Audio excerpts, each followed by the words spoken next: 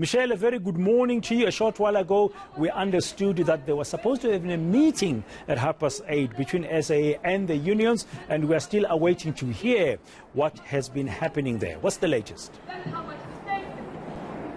Yeah, absolutely. A very good morning to you, Bradan, and our viewers as well. You'll hear in the background Pakamile Hlubi Majola addressing some of those striking workers. She speaks on behalf of NUMSA, and she's talking about this horrendous act of bad faith, that deal that was on the table, according to NUMSA, of 6.5% withdrawn at the 11th hour. Let's unpack the story now with our reporter Heidi Jacobs, who's here with me. Heidi, you've been tracking the story for the past 6 days. NUMSA calls it a horrendous act of bad faith. Has SAA confirmed that there was indeed this 6.5% offer on the table? So we've been trying to get confirmation from SAA from the early hours of this morning, when we actually heard that they initially put 6.5 on the table and then retracted. We haven't gotten any confirmation whether or not that happened. The unions, however, NUMSA and the Cabin Crew Association, are adamant that there was 6.5 put on the table, and at the 11th hour that was retracted.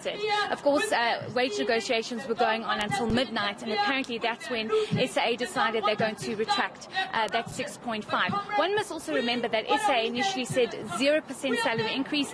They then offered 5.9%. Then they offered 6.5%. Now they're back at 5.9%. So this has really angered the unions here, and this is why they've intensified the strike. They've brought in SAFTU as well.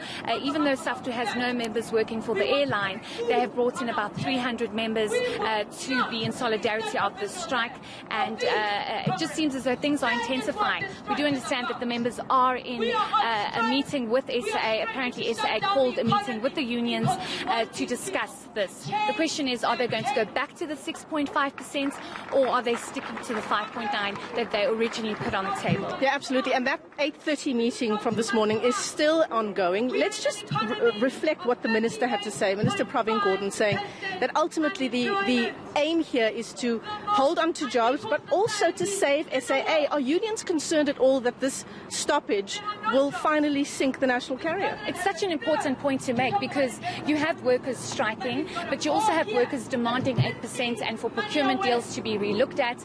They're obviously highlighting the fact that corruption has been going on for way too long in the airline, but the risk here is that the airline cannot sustain in this state any longer. You have workers constantly on strike. You also have a situation where the airline just has no money. They haven't made profits in the last 10 to 11 years. Government has been bailing out SAA for years, and just in the last 3 years it's been 20.5 billion rand. That's what the minister indicated yesterday. So while the unions are worried about the future of this airline, the airline is making it very clear that they are going to go ahead with the restructuring process, which could see over 900 people being retrenched. And the unions want what they want for their workers. But the airline is saying, if you look at our books, it's just not looking good at all. All right, let's get you an update now, Bradan, on what's been happening just in terms of the flights that are now back online. Heidi, you were telling me before we spoke to Bradan this morning that the flights are back online. I'm talking international, at least 2 domestic flights as well, and also tell us about the regional flights. Yes, so we understand that SAA managed to get all its international flights back in the air on Sunday already, regional flights back in the air on Monday and Tuesday, and they indicated to us yesterday that domestic flights, 2 domestic flights will be back in the air as of tomorrow, Joburg to Durban and Joburg to Cape Town. And this is an indication of the fact that many workers have opted to actually go back to work. As much as the unions are saying that workers have down tools, they're trying to get the airline to its knees, the airline is saying many have opted to go back. We understand that about 200 workers are back at work, and that's possibly why you have many of the flights back in the air, because workers have opted to go back. It's also important to note, though, that the airline has asked for partner airlines to assist with domestic flights, and that's where a lot of SA gets its flights from. So they're getting Mango to come in, they're getting SA Express, and they're getting SA Airlink. Now this is related to the secondary strike that's now being called, and it involves Mango, which will cripple SAA domestically if it does go ahead. Yes, I mean the secondary strike is very are going to go on a secondary strike. From our understanding, it takes about 7 days to implement a secondary strike from the day of notice given, which was apparently yesterday, and that will see air chefs included, AXA, Airports Company South Africa, and Mango cabin crew, which will see the domestic flights being heavily impacted. Also, services at the airports if AXA gets involved as well. So they are trying to get everybody involved if they don't get that 8% or possibly the 6.5 that was put on the table yesterday. We're hearing now them saying that they agree with the 6.5, but now it's been retracted. So unions want what they want and they're not backing down. All right, thanks very much for that. Heidi Jokos is here with me at Airways Park, just sort of to the side of the airport itself, Bradan, and you can hear NUMSA in the background. Pakamile Hlubi Majola, very, very angry. They've called it a horrendous act of bad faith, this issue of the 6.5% offer that was on the table from SAA last night, apparently withdrawn at the 11th hour. 5.9% is now back on the table. And of course, let's not forget the per day rate of the strike continuing in excess of 50 million rand.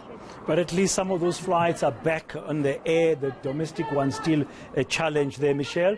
The mood, just very briefly before I let you go, Michelle, the mood there, you say that Paramilitary Hlubi sounds angry.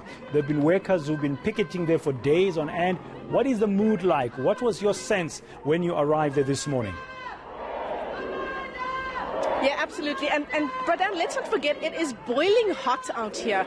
Workers, it does seem, are digging in their heels. Of course, they are being rallied by the likes of NUMSA. As Heidi was just telling us a little earlier, it's NUMSA, it's the South African Cabin Crew Association, and SAFTU, even though their members are not a part of the strike, they've also brought in 300 of their members to support this strike action. So, yeah, a real sense here that workers are digging in their heels. But, of course, as we know, the airline has been in financial trouble for some time. There is only so much it can do. Pravin Gordhan, the Public Enterprises Minister, making it very clear yesterday that SAA must negotiate with unions itself. It is not the job of the minister or his department to get involved. Yeah, and we're going to have to wait to see what's coming out of those talks that started at 8:30 this morning between SAA and the trade unions. Thank you very much, Michelle Craig, live to us from Airways Park outside the SAA head offices in Kempton Park.